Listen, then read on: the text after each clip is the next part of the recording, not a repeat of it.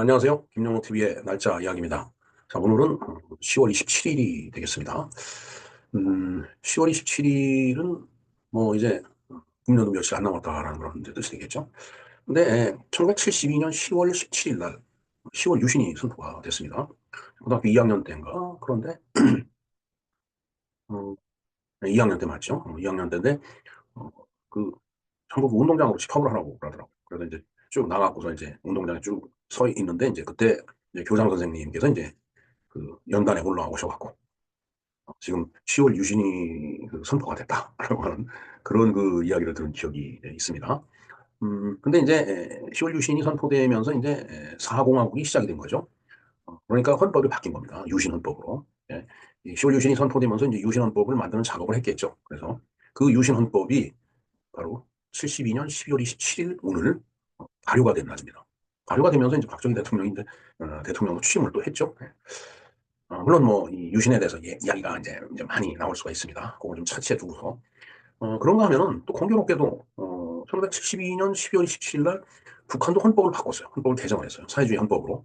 그러면서 이제 김일성이 이제 주석으로 이제 취임을 하는 그런 날이 되겠습니다. 참 남북한이 동시에 헌법을 바꾸고 또 대통령으로 그다음에 주석으로 이렇게 이제 취임을 한 그런 날이 되겠는데 그러면은 이 유신헌법과 북한의 그 사회주의 헌법이 어떻게 그 이제 어떤 의미를 갖고 어떻게 다르고 그다음에 어떤 결과를 만들어냈는지 그에 대해서 좀 공부를 할 필요가 있을 것 같습니다. 자, 그래서 이건 뭐 제가 헌법학자도 아니고 뭐 내용을 많이 아는 것이 아니기 때문에 저도 처음 그 AI에다가 물어봤습니다.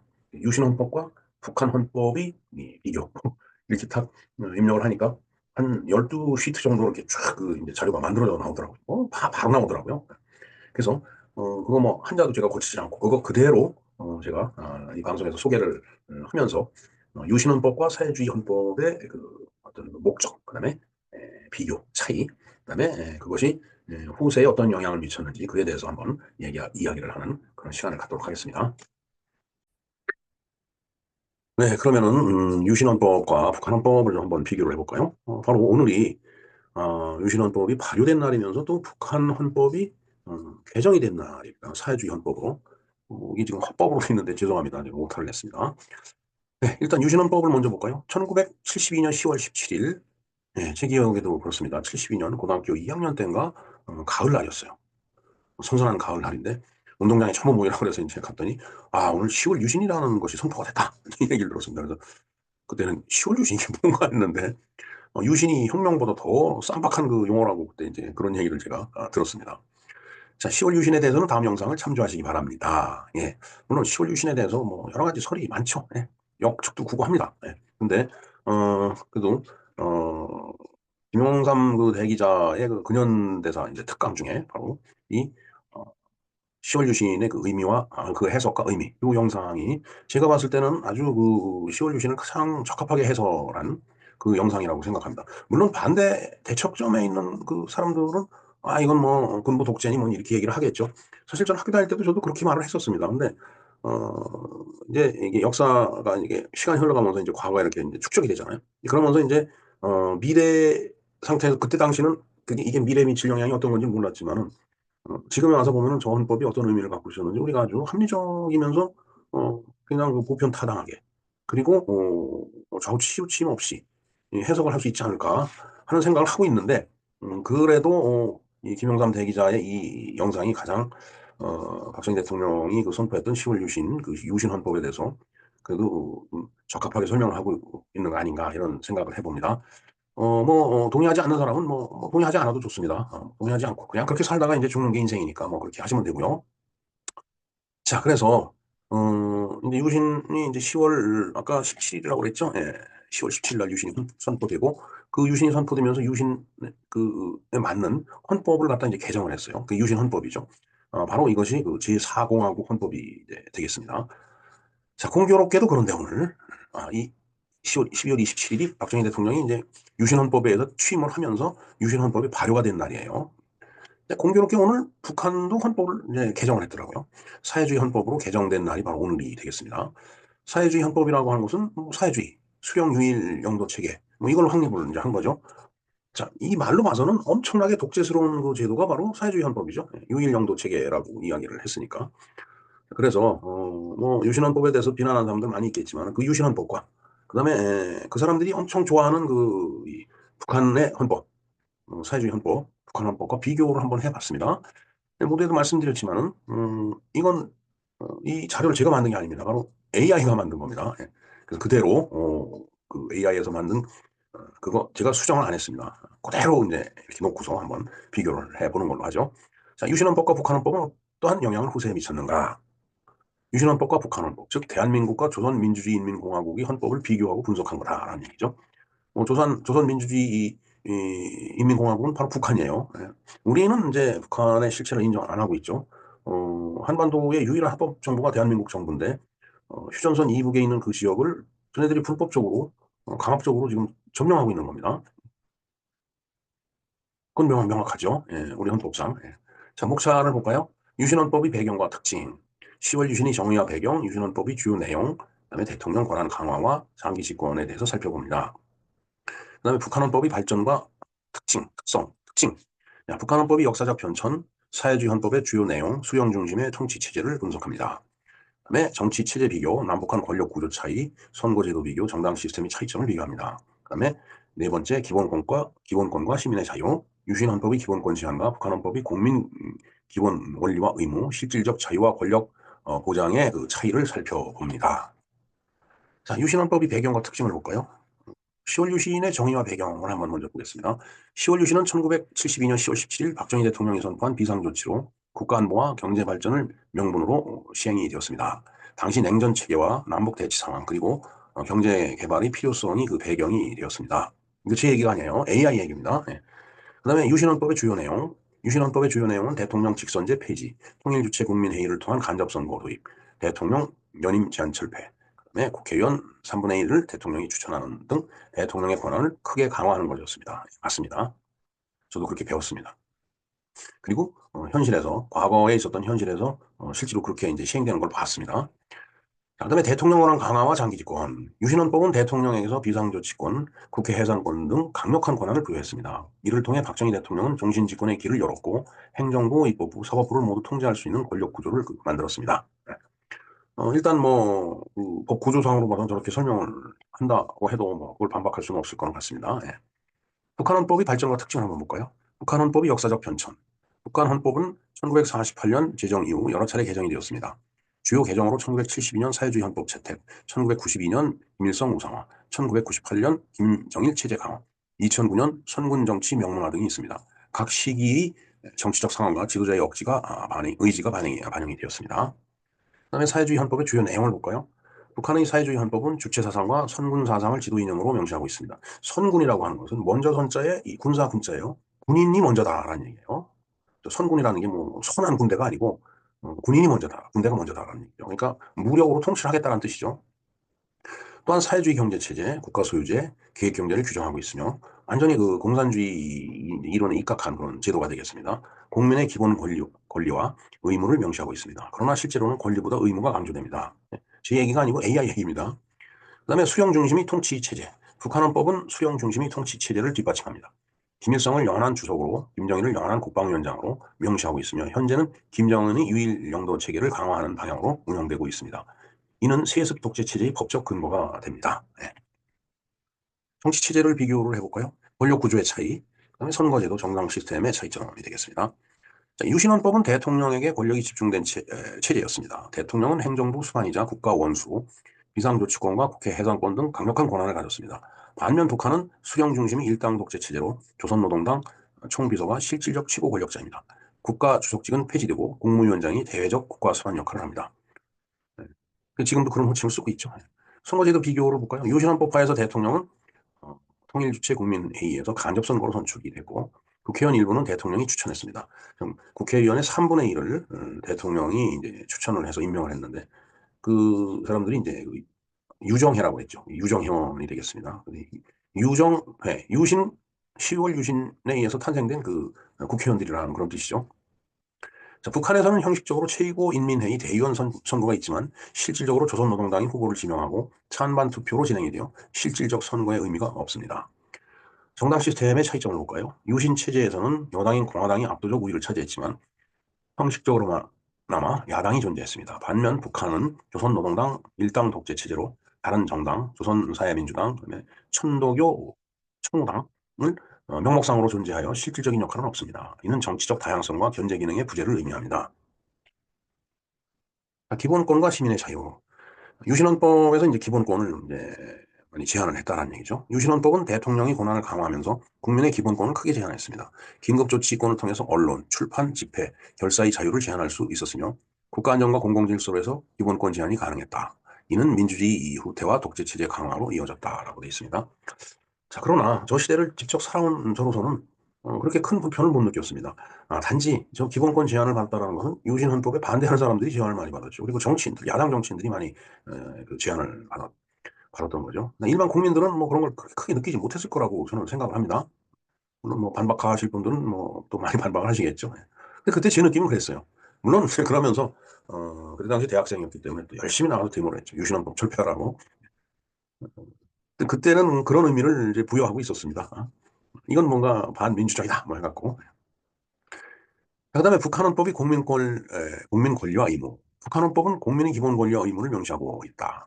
노동권, 휴식권, 무상교육, 무상치료 등의 권리를 보장한다고 주장한다. 그러나 이는 실제로 국가에 대한 충성과 의무를 강조하는 수단으로 사용되며 개인의 자유와 권리는 매우 제한적이다. 자, 실질적 자유와 권리 보장의 차이. 두 헌법의 차이가 뭘까요? 유신헌법과 북한헌법 모두 실질적인 자유와 권리 보장에는 한계가 있다. 유신헌법은 형식적 민주주의를 유지하면서 실질적 권리를 제한했고 북한헌법은 명목상의 권리를 나열했지만 실제로는 당과 수령에 대한 충성을 요구한다. 두 경우 모두 진정한 의미의 시민의 자유를 보장하지는 않는다. 아무래도 제한적인 요소가 있기 때문에 저만의 크게 반론을 제기할 수는 없을 것 같습니다.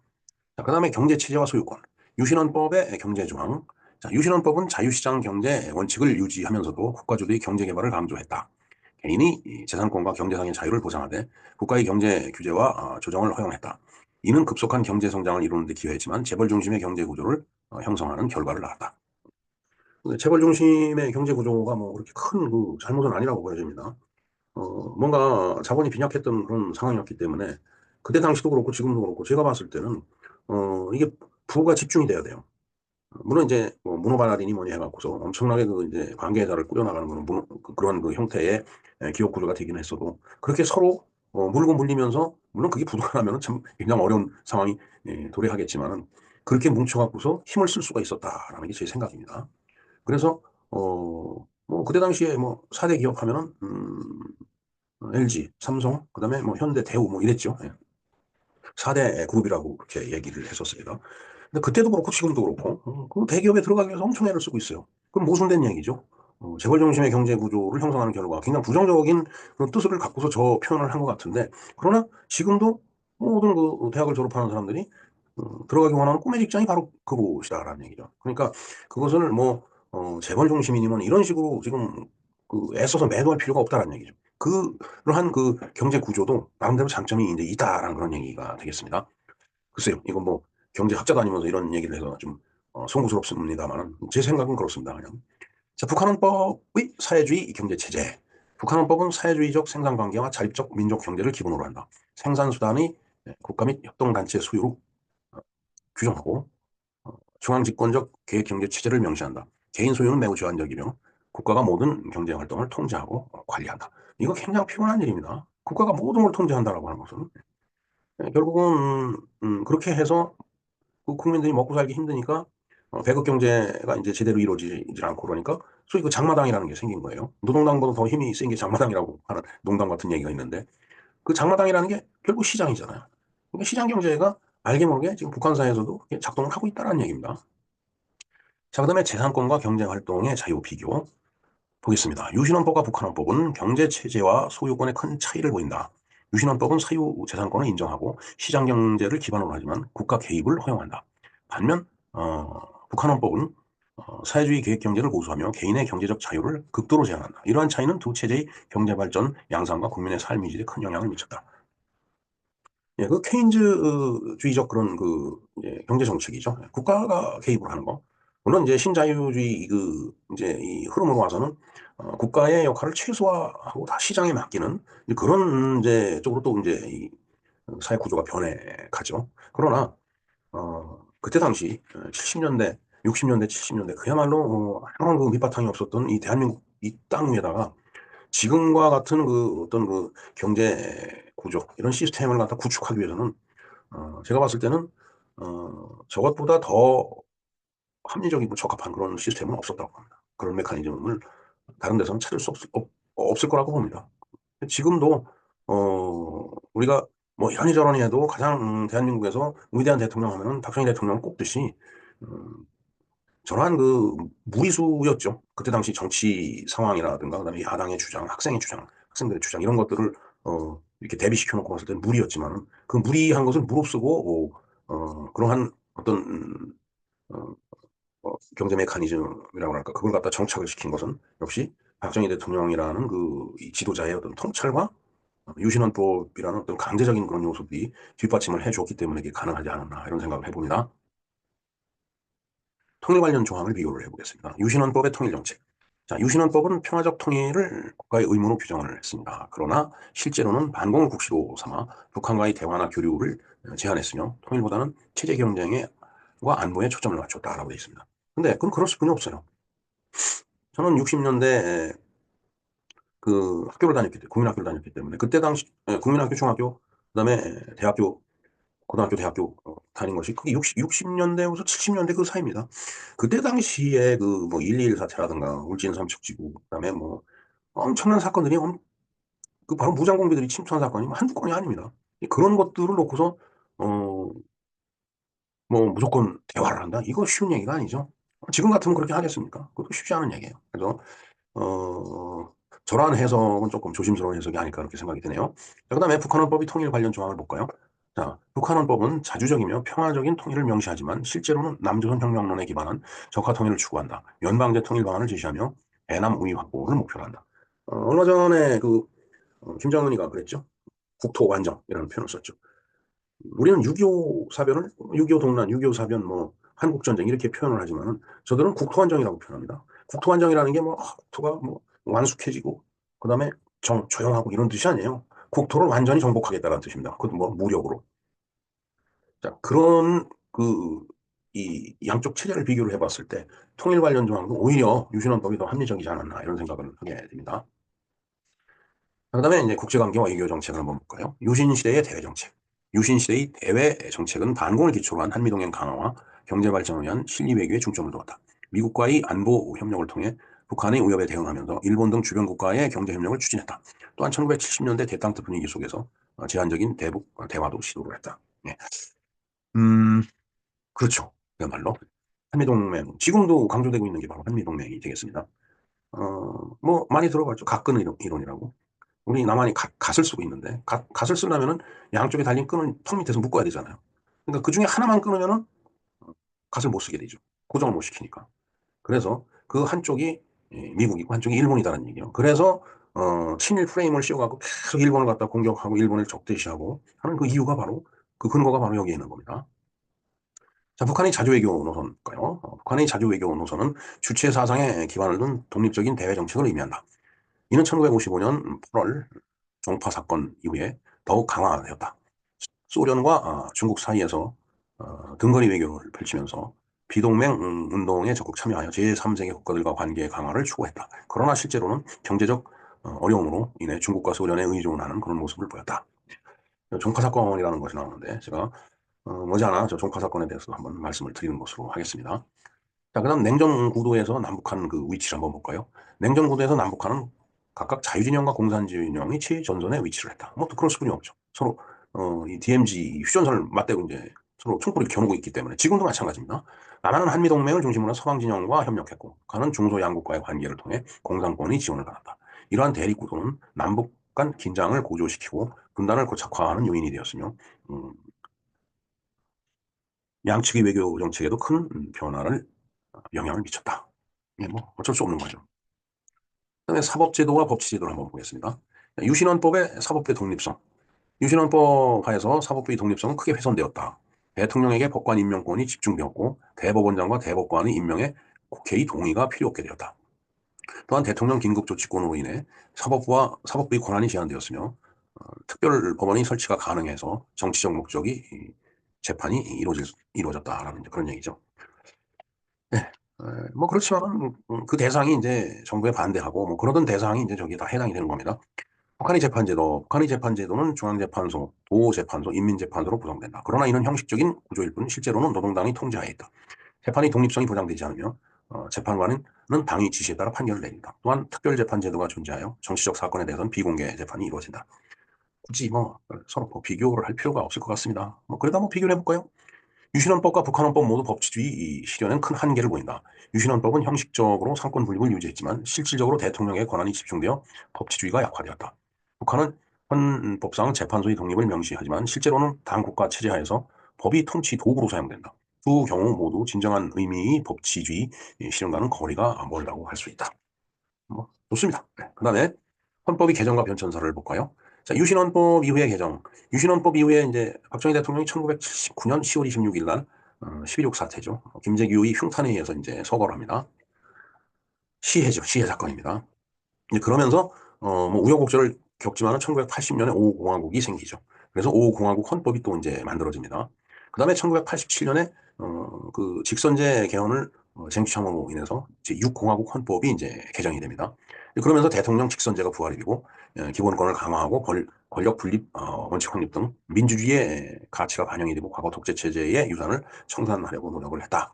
예, 뭐 말 자체로는 뭐 틀린 말은 없습니다. 그러나 지금 이 나라가 그 이후에 겪고 있는 모든 사태가 저 6공화국 헌법의 어떤 뭐 모순이라고 할까요? 뭐 대통령 단임제라든가 그다음에 대통령 권한을 지나치게 축소시키고 더군다나 요즘같이 이상한 의회 구조를 국회 구조를 갖고 있으면서 나라가 지금 완전 혼란 상태에 빠져 있죠. 정말 이 사태가 빨리 수습이 돼야 될 거라고 보여집니다. 결국은 이 땅은 공산주의 세력과 자유민주 세력의 싸움이에요. 참 희한한 팔자죠. 예. 누가 이기느냐? 지금 윤석열 대통령이 탄핵 상태인데 탄핵을 심판하는 헌법재판소에서 대통령이 이긴다라면은 자유민주 세력을 그 사회를 회복하는 거고 그렇지 않으면은 이제 아주 멋진 신세계로 들어갈 거라고 저는 봅니다. 북한헌법의 개정 사항을 보겠습니다. 1948년 제정 이후에 1972년, 1992년, 1998년, 2009년, 2012년, 2016년 주요 개정을 하는데 주체사상, 선군사상 강화, 국방위원회 중심 체계 확립, 경제 관련 조항 수정 등 체제 유지와 변화를 갖다 이제 반영한 거다라고 되어 있습니다. 뭐 굳이 설명 안 해도 여러분들 다 아실 겁니다. 자, 헌법 개정의 의미와 영향을 한번 볼까요? 남한 민주화 과정을 반영했다. 그다음 기본권을 강화했고 북한은 지도자 중심 체제 강화, 그다음에 경제 변화를 이제 반영을 하고 그다음에 양측 모두 시대 변화와 정치적 요구 수용 및 향후 통일헌법 구상 시 중요한 그 참고 자료가 될 거다라는 그런 얘기가 정리가 돼 있네요. 자, 그래서 유신헌법과 북한헌법을 비교해서 좀 결론을 한번 내보겠습니다. 유신헌법과 북한헌법은 각각 남북한 사이에 지대한 영향을 미쳤다. 뭐 그럴 수뿐이 없죠. 헌법이라고 하는 것이 그 국가 인생관이기 때문에 유신헌법은 대통령 권력 강화와 기본권 제한으로 독재 체제를 공고히 했으나 이후 민주화 과정을 거쳐 개선이 되었다. 반면 북한 헌법은 수령 중심의 일당 독재 체제를 강화해 변화했다. 두 헌법의 차이점은 권력 구조, 기본권 보장, 경제 체제 등에서 뚜렷하다. 향후 통일헌법 구상 시 민주주의 가치와 인권 보장의 핵심으로 양측의 역사적 경험을 고려한 균형 잡힌 접근이 필요할 것이다. 네, 이건 AI의 얘기입니다. 저렇게 간단하면 얼마나 좋겠어요. 자, 그런데 이 AI가 왜 이런 그 그림을 그려놨는지 모르겠습니다. 이게 뭔지 잘 모르겠어요. 그리고 이건 북한 인공기 비슷한 그 그림을 이제 그려놨네요. 아, 정말 사이버 세상도 상당히 그 이제 어, 그 뭐라고 할까요? 그뭐 종북이라고 할까? 그런 그 내용으로 변경된 게 너무나 많아요. 자, 어찌됐든 지금까지 그 이 자료는 제가 만든 게 아니고 AI가 만들어 준 거죠. 예. 그래서 그 내용을 갖다 쭉 한번 훑어보면서 설명을 드렸습니다. 자, 이상은 AI에 의한 두 헌법의 비교였습니다. 그러나 더 중요한 것은 대한민국은 선진국 대열에 올라섰고 무슨 그렇잖아요. 그래도 4만 5천, 뭐 4만 달러 그 사이에 지금 그 GDP 퍼 캐피타가 지금 달성이 됐는데 북한은 빈곤과 고난의 상징으로 돼 있죠. 뭐 고난의 행군이라든가 뭐 며칠 전 그 김정일이 사망한 날에 제가 방송해드린 그 김정일에 대한 그 내용을 보면 고난의 행군이라는 말이 나오죠. 그때 엄청나게 많은 사람들이 굶어 죽었다라는 말이 있어요. 고난의 상징이 되어 있습니다.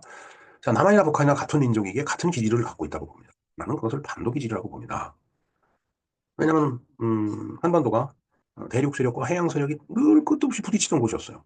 그래서 사람들의 어떤 그 성격이 이 뭔가 뭐 어느 한쪽에 붙어야지 이제 이 편안해지니까. 예. 그러니까 내부적으로 싸울 수밖에 없어요. 이쪽으로 가자 저쪽으로 가자. 예. 지금 해방이 되고서 1948년까지 그 해방 공간에서 어, 그 현자 통치를 찬성하느니 반대하느니 그 모습과 지금의 뭐 현재 그 정치 세태를 봤을 때 탄핵을 찬성하느니 탄핵을 반대하느니 이거 똑같다고 보여집니다. 결국은 우리나라는 변한 게 없어요. 그 변한 게 없는 와중에서 변한 것은 변한 게 없는 건 아니죠. 변한 게 없는 것 같으면서 변한 것은 우리는 잘 먹고 잘 사는 나라가 됐는데 북한은 그렇지 못했다는 얘기죠. 자, 반도기질이라고 하는 것을 긍정적으로 해석하면 굉장히 역동적인 거예요. 아주 진취적인 겁니다. 어느 쪽이든 나가서 막 부딪히고 사회주의에서 모든 것을 얻어낼 수 있는 그런 그 역동적인 힘이에요. 근데 부정적으로 보면 분열과 와해의 표본이죠. 그냥 끝도 없는 쌈박질입니다. 결과론적으로 봐서 박정희 대통령 이웃신헌법은 그 분열과 와해를 막고 역동과 진취를 구현한 고도의 정치적 결단이었다고 저는 그렇게 봅니다. 물론 제 이 말을 비난하는 사람들도 있겠지만 저는 그렇게 봐요. 그때 당시에 그대로 뭐 서로 뭐 이래야 된다 저래야 된다 그냥 싸움 날마다 쌈박질하고 서로 치고받고 하면 했으면은 고속도로도 못 났고 포항대철도 못 났고 무슨 새마을운동도 못했고 아무것도 못했을 겁니다. 그때 강압적인 그런 그 어떤 통치 체제를 갖고 있었기 때문에 그걸 억누르면서 끌고 나오면서 그 역동성을 경제 발전으로 이뤄낸 것이 바로 박정희 대통령의 지도력이라고 생각합니다. 그게 통찰이고 그 수단으로 유신헌법이 쓰였다라고 저는 봅니다. 비난하고 싶은 사람 비난 많이 하십시오. 네. 반면에 북한의 헌법은 분열과 와해는 틀어막았죠. 워낙 강압적으로 했기 때문에. 그러나 너무 강압적으로 했기 때문에 역동과 진취를 말살해버렸어요. 그러니까 북한이 지금 정원양 적골이 돼 있는 거다라고 저는 봅니다. 하지만 그 유신헌법도 끝없이 분출하는 분열과 와해를 막지 못했죠. 예. 계속 그 학생들은 데모를 했고 야당 정치인들은 계속해서 뭐 장애투쟁이니 뭐냐 하면서 투쟁 또 국민들은 거기에 부안해동해가고 같이 투쟁 그러니까 이렇게 누르고 있던 힘이 시간이 가면서 약해졌던 거죠. 그러니까 부마 사태가 일어나고 광주 사태가 일어나고 광주 사태는 조금 성격이 다르다고 보여집니다. 자 어찌됐든 그렇게 틀어막고 하다가 결국은 틀어막질 못했죠. 그게 바로 12.6입니다. 그래서 박정희 대통령이 서울하신 거라고 저는 그렇게 봐요. 자 이후 박정희 대통령이 닦아놓은 그 반석 위에 우리나라는 사실 경제 발전했어요. 경제적인 수준이 어느 정도 올라오니까 민주적으로도 민주화가 됐습니다. 저는 지금 민주화 세력 하는 인간들이 만들어낸 민주가 아니라고 봅니다. 저는, 국민들이 등 따스고, 먹을만해졌기 때문에 이룩한 그 민주라고 생각해요. 저 어렸을 때, 그리고 학교 다니고 사회초년생일 때만 하더라도 사람이 죽으면 전부 다 그 초상집에서 울면서 고고를 할 때 하는 얘기가 있었어요. 이제 먹고 살만하니까 돌아가셨다고. 지금은 그런 얘기 하는 집 없습니다. 조용히 보내드리죠. 그만큼 지금 우리나라의 경제는 수준에 올라갔다는 얘기죠. 그 민주 발전뿐만 아니죠. 지금 뭐 BTS가 나가서 뭐 인기를 얻고 그다음에 로제가 아파트를 부르고 그다음에 그 누구죠? 강남 스타일? 응? 갑자기 이름 생각이 안 나네. 그렇게 전 세계적으로 나가서 그런 문해 활동을 할 수 있는 것도 문해부의 노력이 있었어요. 박정희 대통령 때 그 문화 관련된 법전들이 전부 정비가 됐습니다. 그리고 지금 우리가 뭐 엄청나게 4대 보험 어쩌고 하면서 그 혜택을 지금 엄청 누리고 있지만 그 4대 보험이 전부 그 법적인 기본이 완성이 돼 있는 게 그게 박정희 시대 때였어요. 이게 그 이후에 뭐 민주화라고 하는 사람들이 집권하면서 만든 그 제도가 아닙니다. 그 이전에 다 만들어져 있었던 거예요. 단지 경제 상황을 봐갖고 시행을 한 날짜가 좀 다르던 것 뿐이죠. 예. 자, 그래서 이 시대에 우리 이미 어떻게 저렇게 지속적으로 결집이 되었을까 하는 데 대한 연구가 필요하다라고. 왜냐면은, 지금 사실 전두환 대통령이 그 유해가, 유골이, 아직도 그 이제 집안 벽장에 이제 있다라고 하는 얘기가 듣는데, 정말 참 잔인해요. 어? 그, 그러니까 79년을 마지막으로 해서 박정희 대통령 시대가 끝났는데, 그 이후에 우리나라 경제가 꽃을 피웠거든요, 사실은. 그걸 기반으로 해갖고. 그렇다라면은, 전두환 대통령이 집권하고 있었던 시기에 꽃을 피웠는데, 거기에 뭔가가 또 있을 거다라는 얘기죠. 그래서, 오늘입니다. 오늘 전두환 그 회고록을 제가 이제 구입을 했는데 회고록이 도착을 했더라고요. 그래서 제가 전두환 회고록을 처음부터 끝까지 싹 읽어보고, 그 다음에 그 시대를 끌고 나왔던 어떤 그 우리의 가치관이라고 할까, 우리의 정체성이라고 할까, 그리고 그 시대를 끌고 나왔던 우리의 논리, 대한민국의 논리가 뭐였는지 제가 나름대로 한번 분석을 해갖고 그 분석이 끝나면 방송을 한번 하는 걸로 그렇게 계획을 잡겠습니다. 자, 시간이 많이 좀 흘렀네요. 자, 포물선을 그리는 포탄이 극점이 꼭지점에 올라가면 다시 떨어지죠. 지금 우리나라의 형편은 하강 곡선을 그리기 시작했다라고 저는 보고 있습니다. 물론 하강을 하다가 또 올라갈 수는 있겠죠. 근데 그건 결국은 우리 역사 주체의 노력이에요. 우리가 어떤 반성을 하고 어떤 그 개선을 하느냐에 따른 거지. 지금 같이 쌈박질만 하다가는 결국은